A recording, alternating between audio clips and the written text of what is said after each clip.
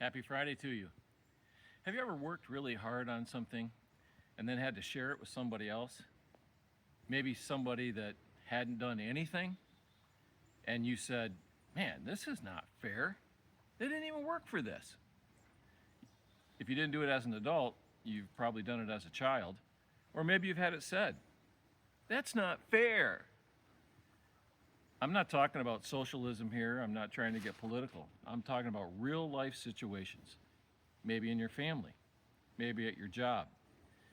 There's a story that we're going to look at on Sunday about the Brook Besor.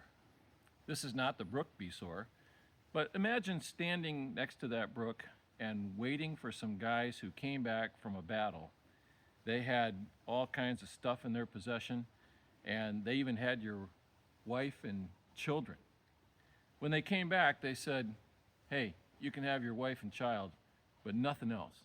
You don't get anything that we gained in this battle." Well, that's what happened in the story we're going to look at on Sunday. And it doesn't seem fair, but you know what David did?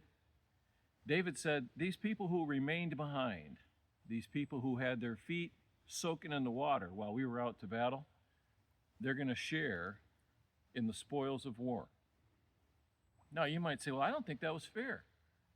Well, you need to think about who you are. You need to think about what God has provided and how He's provided it. I think what you're going to see on Sunday is that we all end up in this story in one place or another. We're either the 200 who stayed behind, or we're the 400 who went off to fight. But there's a common denominator, and it's this. It's the Lord who provides it all. I hope you'll join us for this story on Sunday. Please try to make it in person. And if you can't do that, join us online. Hope to see you then. God bless.